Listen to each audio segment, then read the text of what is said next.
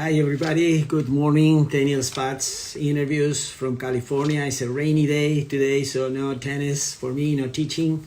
But I'm so excited, so happy to have a very special guest, Mr. Rick Macci, one of the legends of coaching tennis. And he worked with so many good players, great champions, as you know, Serena, Venus, Williams, Jennifer Capriati, Rick Macci. There you go. I'm gonna just join you because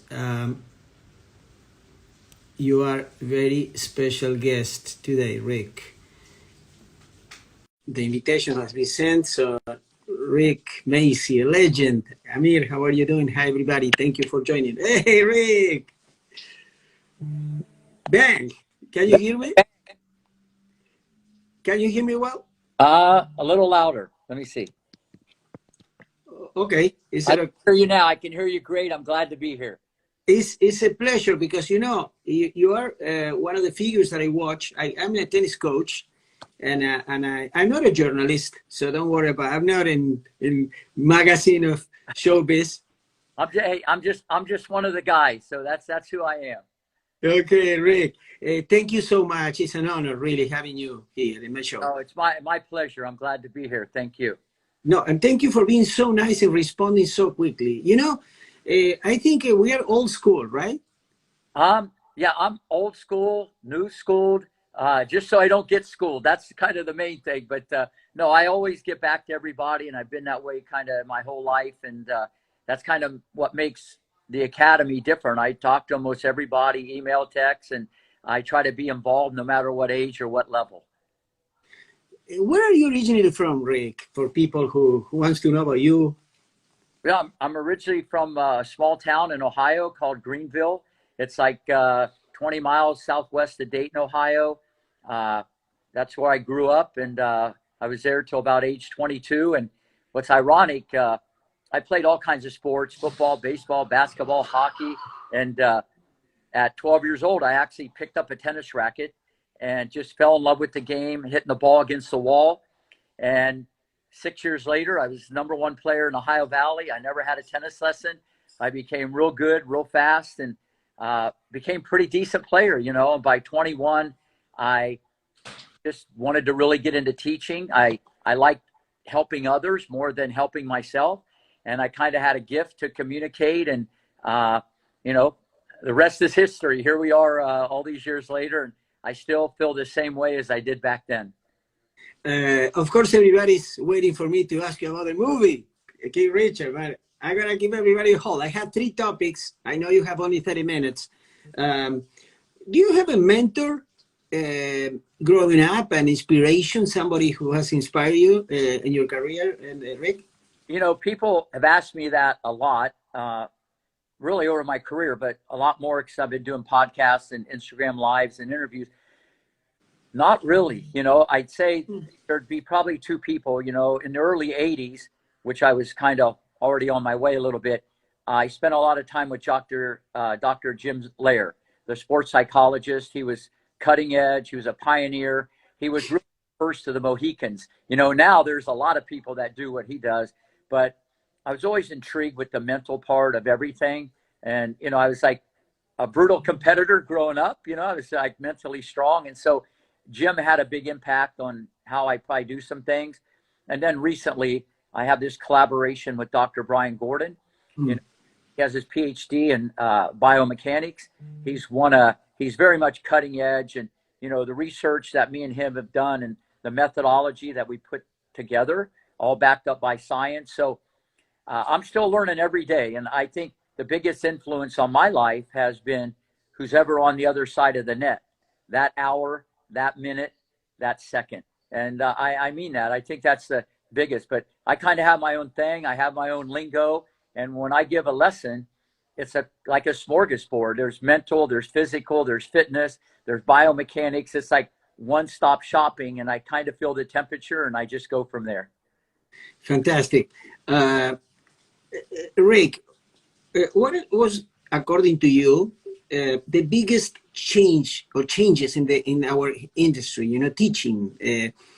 Because everybody talks about the equipment, the rackets. Of course, we know that the strings, but what else in the teaching business? I would love to hear from you. You're a legend. Well, thank you.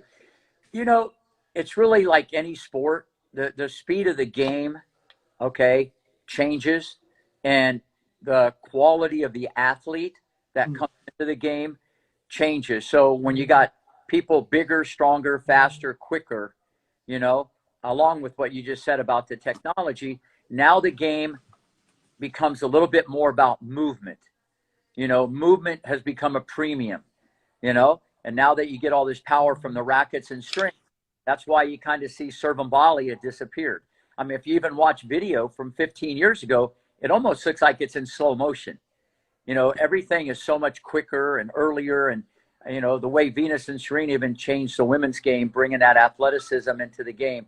So with that being said, I think movement and fitness is more of a premium, but stroke mechanics is at an all-time high. You know, when you can look at things at 400 frames a second and you understand physics and you understand how the human body works, you know, even though there's not a wrong way or right way, there is a better way.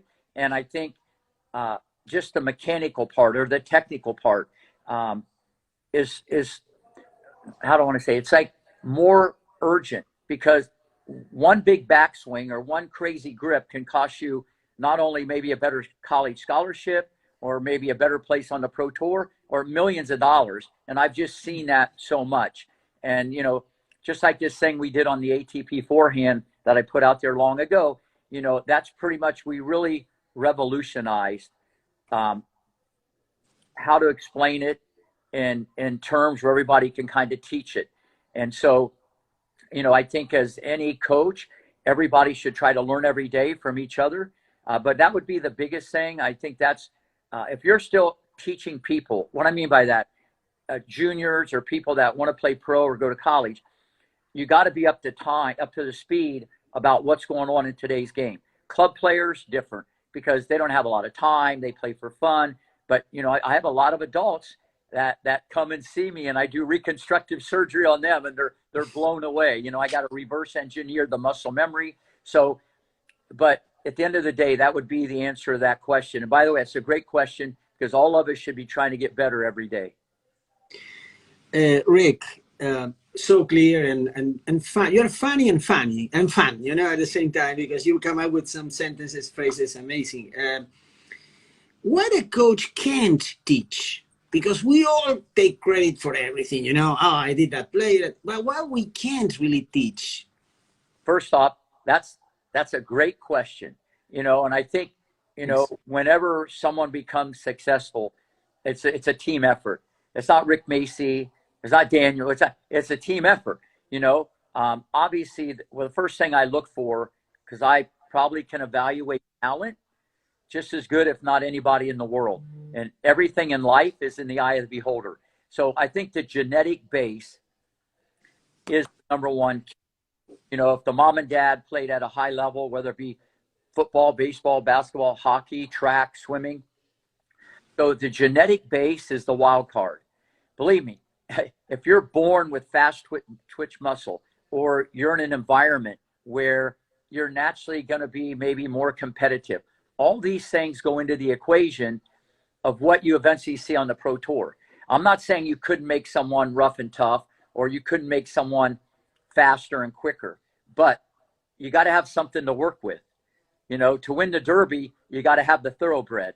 You know, I tell people all the time, I could put amazing strokes on a donkey, but at the end of the day, it's going to be a donkey with an amazing strokes, but they're going to play the best they can. So the genetics, that's such a big key to this whole thing, you know, and that's obviously what I saw in Venus and Serena. Once I went down the road, believe me, it wasn't about stroke mechanics. You know, I had Capriati for 3 years, and she's probably the best junior player ever. She won the National Girls 18 as a 12-year-old. Daniel, that will never, ever be done. That's a record in 1998 that stands today. So my blue Jennifer had her racket back in the parking lot, and her knees were bent, and she had a low center of gravity, and all this was baked in by the late, great Jimmy Everett, you know? So when I saw Venus and Serena, there was arms and legs and hair and beads flying everywhere. I didn't think they were that good. But once we started competing, the whole landscape changed. So to answer your question, if you can move and you're a crazy athlete, it's open-ended, because even when you're nervous, you can run around and win matches, so that's what I look for mainly. And so it sure helps have that in the pocket. Now the mental part, that can be nurtured because your brain can't really reason at 9, 10, 11 years old. That takes longer to develop. But I saw it right away in Sonia Kennan, who I had from age 5 to 12. I saw it right away at age 11 with Sharapova. That box was already checked, the mental part. And I kind of saw that with Roddick, even though it's a little more physical and you can't really tell with young boys, a little easier with the girls. So, but the mental part, being in the right environment, a lot of positivity, creating belief, trying to shape their mind. And so that all can be, enhanced. But at the end of the day, the genetic base is the most important thing if you want to make someone a better athlete. Rick, how you spot a good coach? When you stop and say, he or she, they're good. He's a good coach. Yeah. Well, I think the first thing is you got to care more about others than you care about yourself. And a lot of times coaches aren't like that, not just tennis, but all sports. So, I think that's the number one thing. You got to have a big heart wanting to help others. I think that's the number one thing, because if you're genuine, the parents and the kids feel that. And that's why a lot of times I can get kids to jump over fences and run up hills and, do things they never thought they could do and extract greatness. So, and I'm that way with a 4-year-old or a 70-year-old guy or someone top 10 in the world on the pro tour. So I think that's number one. That's what I look for. Then you got to love it. You can't wait to get on the court, and you want to be on the court. And, that's a big thing. I mean, that's what means the most to me. I mean, there's a lot of guys that are really smart. Okay. But maybe they don't know how to deliver the goods for someone that day or that level or whatever, or they haven't changed with the times. And they don't know how to communicate. So communicating and motivating, especially when you're talking children from age 5 to whatever, 17, or really on the pro tour, to motivate people and just to inspire, because there's some things that just like bring people the other way. So that's a big thing. So it's not the smartest guy, because I tell everybody this all the time. The smartest guy is the smartest coach is the smartest coach because he knows he's not that smart, So I think that would be the main thing. But I think just caring, being on time all the time, treating others better than you want to treat yourself, staying in contact with them with text and email and calling them. And it's the little things. It's even that way in life. If you have a lot of little things, that can, solve a lot of big things. And so it's all the little things. And that's why when people come down and other coaches like watch me coach, or they get like accredited in the Macci system, they're kind of blown away, because it's not what I've done for Jennifer or Venus or Serena. That's something different. It's they see me with 8 different levels of people, and how I deal with the parents and how I deal with the kids. One's heavy technical, the next is all mental. I mean, there's just a whole combination to be flexible and not do the same things you've done for the last 20 years. Rick, before asking you about the movie Time Flies, 3 technical questions. Coach, I'm going to love this. Do you like to teach with the soft balls, the colorful balls that, it make us believe that they will be better players because they learn with the softer balls, or not? Yes and no. I know that was a bad answer, but it's not one size fits all. Okay, let's go back in time, because I'm just like a real guy. Okay, so let's go back in time before there was green dot or orange. I think there was a lot of great players that played with a regular ball at 4, 5, 6 years old. You know what I'm saying? I tell people you can, if you're good, you can hit a tomato. I mean, that might not come back, but so now to answer your question, you can use the orange ball or the green dot, and that might make life a little easier because of the size and the strength and the bounce of the ball. But it comes down to who's the coach on the court delivering the goods. I mean, you still got to have good technique and you got to do things correctly. It might be easier and might keep more people engaged and have fun, but it's not one size fits all. And that's my pushback against these rules or regulation. I have some kids that are 6 years old and they use a regular ball because they're as talented as 10-year-olds, you know, and then they don't have to make the transition of the balls bouncing all over the place. So anybody that's listening to this, don't put everybody in a box. Some kids are mentally further along. Some kids are physically more stronger. It's just like someone who's a freshman who's very smart and he's going to go to college, or someone who's in 7th grade and they're on Broadway playing the piano or the violin, you know. So you got to be real careful with mandating this, and that. I've never done that. The Williams sister, anybody who I've coached, they've always used regular balls, but I do use the orange and I do use the green dot. But it's a lot of the kids, I try to get them to where it's going to be as quickly as possible, because the flip side is when the ball bounces higher, you might have to move more. You got to move your feet more. You got to improvise. Is it going to mess up your stroke? Well, wait a minute. Who's on the court with you, coaching you with technique anyways? Because a lot of times, in my experience, the little kids, they hit the ball anyway, you know? So it's a mixed bag. It's not one size fits all. And like anything in life, the best plan is a flexible one. Fantastic. Private lessons or group lessons, Rick? Better for development, or both? Oh, back in the day, obviously when I ran the group lessons at the academy, you know, I could just orchestrate the band and keep things moving. And after every shot, I would correct something, you know, prepare early, turn the shoulders. You know, I would say something every ball. After every person hit the ball, whether I said something, you know, a corrective technique or a motivational thing, after every ball was hit, I was always chirping. So I actually love doing group lessons, especially back at Greenleaf. But as my career went on, it changed a lot because I do so much private. Even today, as we sit here today, I still teach over 50 hours a week of private lessons, 7 days a week. So I don't really do a lot of group. I oversee what's going on. But eventually, if you want to play at a high level, you're not going to get there even at an academy. Academies are good for matches, but you need one-on-one, you need sparring partners, you need individual fitness. The academies are good for other players you can play with, but you can also get that at tournaments.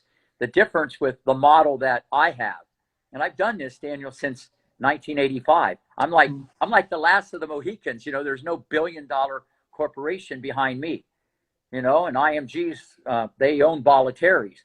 And Hopman, you know, so I've done this for a long time. I have a different model, but because I'm there every day and I teach every day, anybody, anytime, anywhere, people want to know what you're going to do for them, besides the other coaches that I've trained in the methodology and so on and so forth.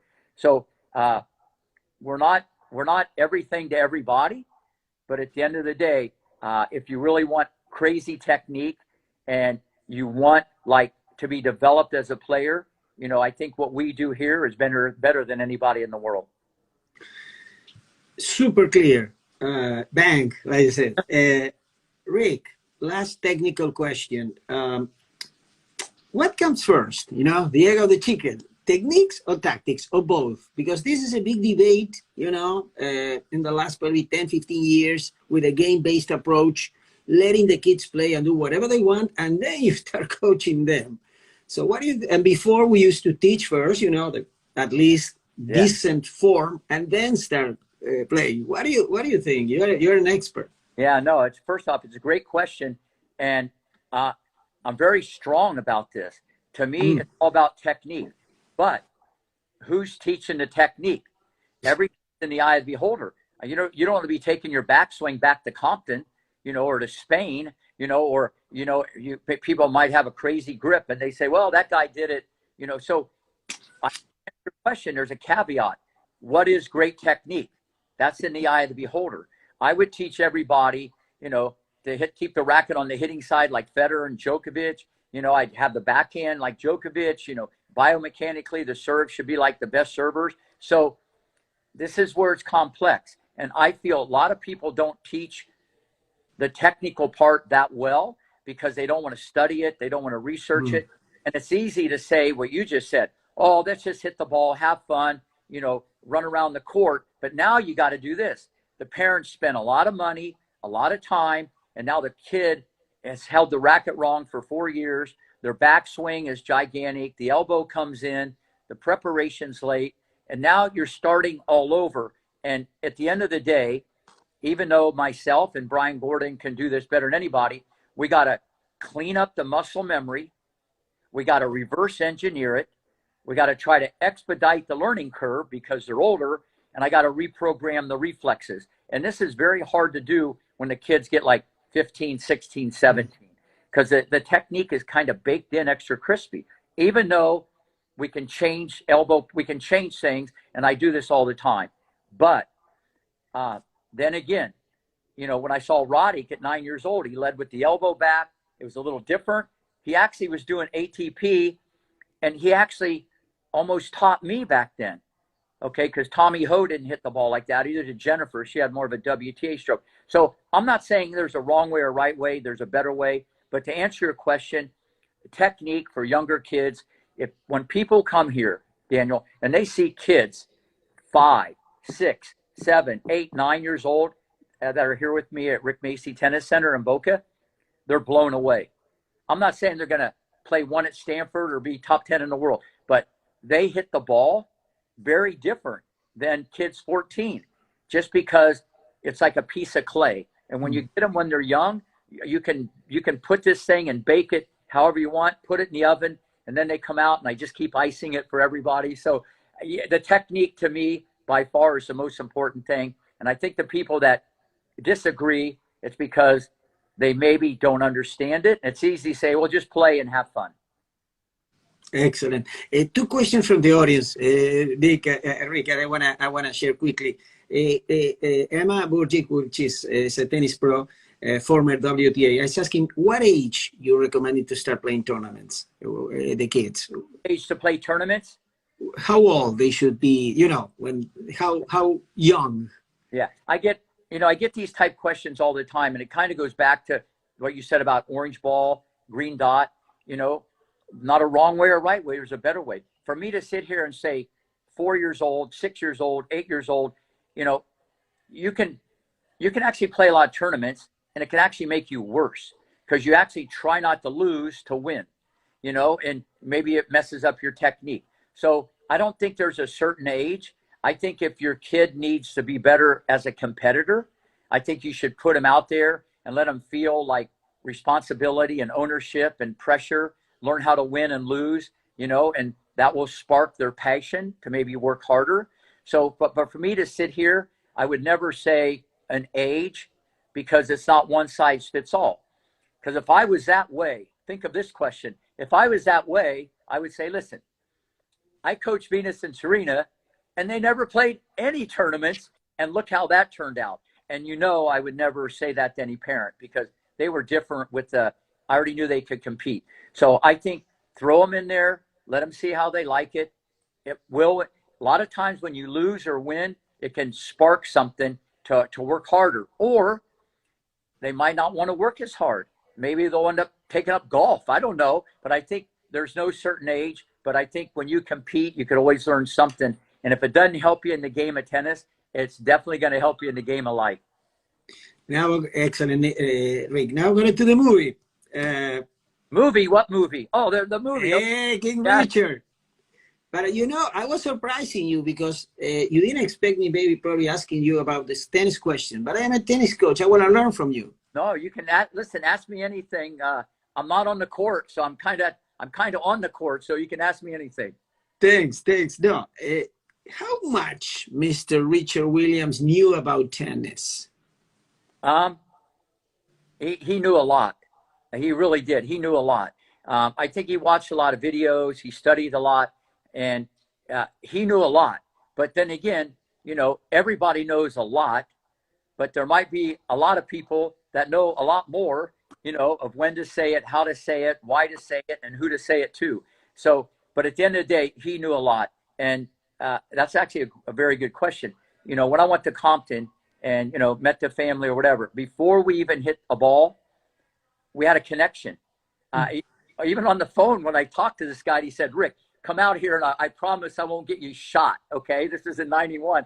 And I thought the guy was hilarious and funny. And when I met the whole family, it's hard to explain, you know, because I never really talked about this the last 20 years that much. And we just connected. And I knew the guy was like stubborn and kind of set in his ways, but, you know, I love the guy. He was my best friend. And Venus and Serena came like my own daughters, you know, and that came across in the movie. So, but he knew a lot and he had his opinions. And at the end of the day, if we disagreed on something, we would just talk about it. And what I do, I'd wait till he went to get something to eat. I'd go back in there and clean it up, you know, and kind of do my thing. But no, it was a team effort. But obviously at the end of the day, you know, Rick Macci did the heavy lifting, you know, because I'm there every day, 4 or 5 hours. And that's the wild card, you know, think about it. When you say 4 or 5 hours every day, 6 days a week for 4 years, that's still a lot, but take that times 365 days, you know, and they didn't play a match for 3.5 years.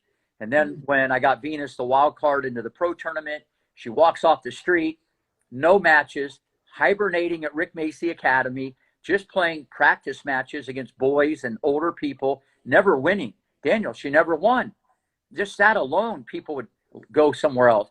And she was like a lion I let out of a cage. And when she beat 57 in the world and then almost beat number one, people knew this kid's going to be number one in the world. And maybe her little sister might even be better. But to answer your question, Richard knew a lot. But like Stefano Capriati, Jim Pierce, any of these fathers that kind of had daddy's little girl, they're on the court with me every day or almost every day. They're gonna learn a lot just from that interaction, you know. But at the end of the day, he knew a lot, and that made everything a lot easier. And Rick, what was your biggest challenge coaching these champions, legends, Venus and Serena back there? Do you remember the most? Oh no, listen. Everything, you know, like my daughter. Here you go. Like my daughter always said, I still have a steel trap. My memory's like amazing. I remember everything, especially about that situation, because it was probably one of the most satisfying times of my career, because it was like my second family. So the most challenging was Venus and Serena were incredible athletes. But you remember, they were 9 and 10 years old, or 10 and 11. So like I said, Capriati, it's like the ball was on a string. This was not textbook country club. There was a lot of open stance. There's a lot of things I didn't even change with the grip a little bit, because what other people maybe thought biomechanically was wrong, I saw it as a disguise and a weapon.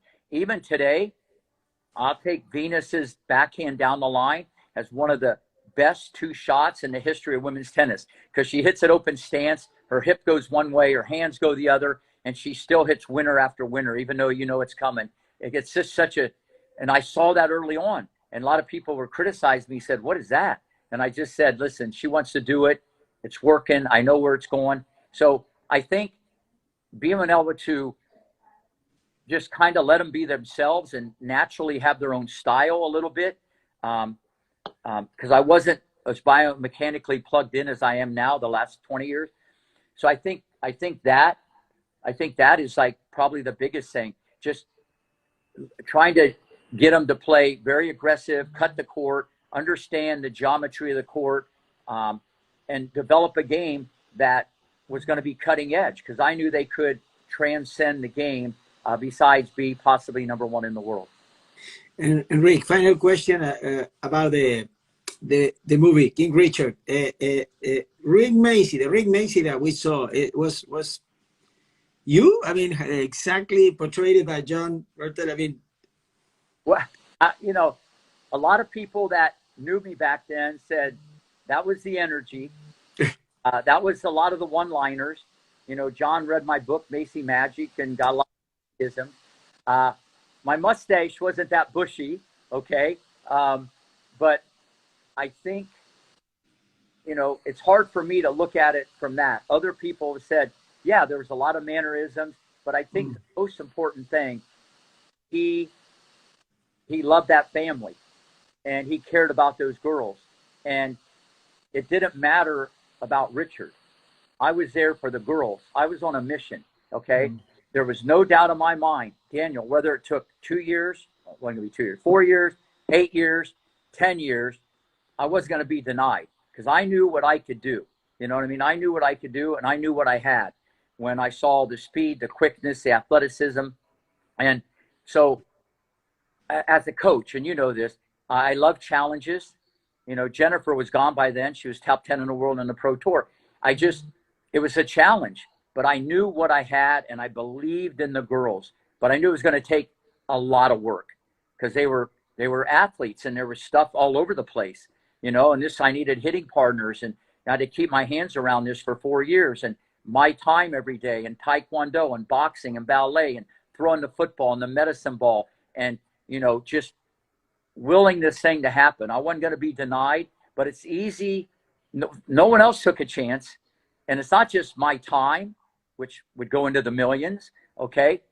I put the money out there, the $92,000 motorhome and the $54,000 salary and the condo at Greenleaf and food and health insurance and furniture and Disney tickets and the golf cart. I could go on, but it didn't matter whether it's 50,000, 500,000 or $1 million, because I knew this was bigger than Rick Macci. I knew that they could transcend the sport even back then because I knew what I could do. And not only could Venus be number one in the world, her little sister might even be better. And they were the Williams family, Rick. They have been grateful to you. They've always been grateful, and I saw Richard, like, I don't know, maybe 10 days ago. I went to West Palm, haven't seen him in a while. His memory's like a steel trap. He looks great. He's 79. We were Mm. laughing and just, it was crazy how it was just like old times, and the stories that I was telling him, he had tears in his eyes. Remember, it's hard for other people to understand. I know it sounds better. I went from Compton to center court, but the 4 years with Rick Macci, I think it comes loud and clear in the movie. And we were like that. I mean, people got to understand it's more than coaching. This was much, much deeper because it was a bigger thing. And remember, I'm telling everybody, she's going to be better than Capriati. She'll be number one in the world. I knew I wasn't going to be flavor of the month for that. Then you got Richard, who's saying crazy things and he's controversial. But I love the guy for one reason: how he interacted with those girls and how he treated those girls. He would bring their books to the court. Daniel, if it rained, he'd make them go up in my office and study. Every night after practice, they would just say, "Rick, thank you very much." Whether it's a good day, bad day, happy day, sad day. And that's life lessons from Orsine and Richard. You got to understand. And so that, when you love what you're doing, which I do, and you love the people you're with, it makes this so much easier. Don't get me wrong. I mean, it's like you're always going to have ups and downs. But Mm. I was on a mission, and yeah, they've been more than appreciative of everything. And I'm just happy that the movie comes out. It's like the icing on the cake because I think more people know exactly kind of how this played out. And more importantly, to get to go to California, reunite with everybody off a tennis court, the red carpet, spend time with Venus, Serena.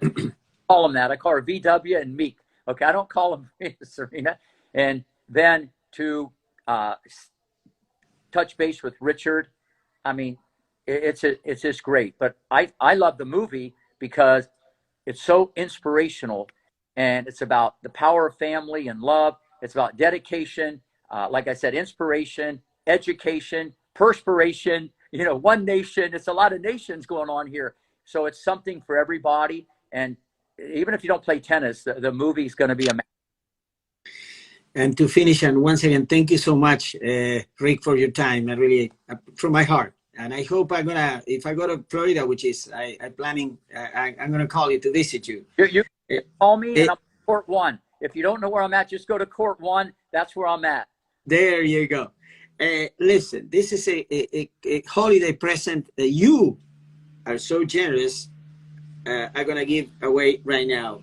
I want you, please, Rick, to send a message to the junior players who wants to play college, any advice, or pro, then to the parents, the coaches, do's and don'ts quickly, they should do or don't do, and finally to the parents who think and feel that after watching the movie they can coach their kids, like Richard and Mr. Williams did.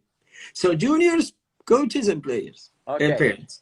First off, awesome question. You know, you got to remember, with a junior player, it's not where you start, it's where you finish. You know, I've had over 322 national championships since '85. I mean, that's kind of going to be hard for people to surpass, all these kids that I've taught. So, but it doesn't matter where you start, it's where you finish. So this is called junior development. It's not junior final destination. It's a long-term process. You know, the 12s and 14s isn't even almost like tennis. The serve doesn't come into play. The returns aren't that important. You can't reason your brain yet.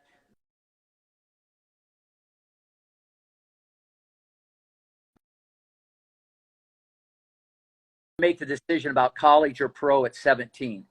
It's not a race to the finish line. Learn great strokes, develop an amazing work ethic. Like I told you, I outworked everybody when I was a kid. No one taught me, and I was #1 in the Ohio Valley, you know, in 5 short years. You know, no one taught me anything. But I think that quality's still with me today. I just kind of outwork people a little bit, or I expect it from myself. So have a great attitude. Never make excuses. You know, outwork the competition. If you're a junior, don't get down on yourself, because if you believe, you can achieve. And the most important thing is what you think of yourself, for all the kids out there, because I see this change all the time. I've seen people beat people 0-0 at 16, and 3 years later, that guy beats him at Wimbledon. So this thing changes like the weather.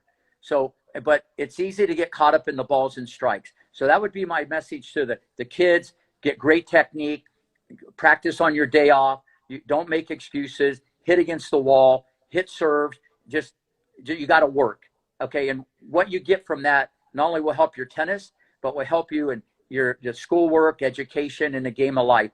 And when the time comes for college, every coach asks me, how's their attitude and how's their work ethic? They know their ETR, they know their national ranking. They ask me about the character. So that's huge. You know, everybody wants to be around positive people. Now, for the coaches, it's about the kids. It's not about the coach, you know? And even with all the success I've had, you know, youngest Hall of Fame and all the war, it's not about me. And, you know, I'm just one of the guys that you're kind of seeing right now. And, you know, so it's always about the player. And I think a lot of coaches, you know, kind of think it's about them. It's always about the player. So that'd be #1. #2, you got to keep learning. You got to get more tools in your toolbox. Check your ego out the door. We all learn from each other, you know, especially from the students. You got to learn. But people have success. They have a player who's good, and they think they know everything, and then they get pigeonholed and they don't keep learning. You know, I learned this morning when I was on the court with the #1 girl in the country that I coach, who's in the 12. So I learn every day, and that's the approach you got to have. Because if you're not learning, you're not living. Now, regarding the parents should be involved. They should be supportive. They should be super positive. They got to remember, what were they like at 12, at 14? And when I bring that up to the parent, they kind of become silent. When I change the conversation, when a kid does bad or misses balls, they said, well, how'd you feel when you were that age? So the parents have to take a deep breath. They shouldn't coach their kids. They can give pointers and tips, because remember, they're mom and dad first. They're not the coach. And I think you got to really know sports psychology, and you got to know your child, because as they get older, which they will, and they get like 15, 16, they get a boyfriend, they get a girlfriend, they get a driver's license. the parents are the ones that usually burn out because the kids lose that passion, because the parent was trying so hard to make it happen. And the one thing they can pick up from Richard, he was protective. He was just so loving and so supportive, of everything. And like, you got to understand, even though he was involved hitting balls with him, eating and so on, there's a reason why they left California to come to Academy, so I could put this Humpty Dumpty project together. So it doesn't happen overnight, but that would be my advice to the parents. Be supportive, unreal positive, try to extract greatness out of your child. Because remember, tennis is just going to be a snippet of their life, and you always got to look at the bigger picture. Fantastic, Rick. And this is seriously the last one. What would you do different now if you get a phone call from another Richard Williams, whoever from some part of the world, and I have 2 daughters, future, whatever, number one, would you take them again? Would you do the same? My daughter's right here, because if something goes wrong with the computer or the phone, she's laughing. I've already had about 20. Look at it. Yeah. Oh, hi to her, please, for me. Yeah. They actually had twins. Listen, I've had this even way before the movie. Here's my answer. If I saw something that I saw in Venus and Serena or one, and I've seen bits and pieces, but I just have never seen that since. Okay. And so with that being said, would I do that? Absolutely. Because I like helping people, especially if they need opportunity, whether it be financial or just the tennis part. But, to go all in like that, I would never do that again, because I'll end it in this. There'll never be another Venus and Serena. Think about this. 2 kids live in the same house, share the same bedroom, and they're both number 1 in the world. I mean, you can't make that up. I mean, come on. If that happens again, that will be beyond amazing, because there's so many things that could derail that. Pressure, jealousy. I mean, these girls are like 2 peas in a pod. Even today, they're like that. They were like that at 10 years old, and they're still like that at the after party. So that in itself is unique, but that's all the mom and dad. Fantastic. Yeah. Rick, thank you so very much from my heart. We'll do it again. I will love it. I have so many more things. Look, I did my homework. Look. But it's just half of it. But if you do your homework, you don't have to work at home. So remember that one. Exactly. Thank you, and I hope you have a good time. All right. Thank you so much. Thank you, Rick. Happy holidays. Bye-bye.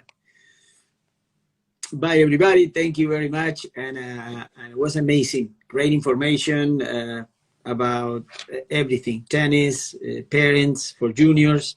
Thank you, Amir. Sorry, Amir. I can't ask all the questions, but I'm very excited, very happy. Thank you, everybody. Happy holidays. Thank you, Ricardo. Gracias. And I'm looking forward to see you Thursday with another interview with a female tennis coach. She's in Florida, a former WTA player. Emma Burgic, we're going to interview her. We need to bring some girls to the show too. Bye-bye. Take care. Have a wonderful day. Happy holidays. Bye-bye.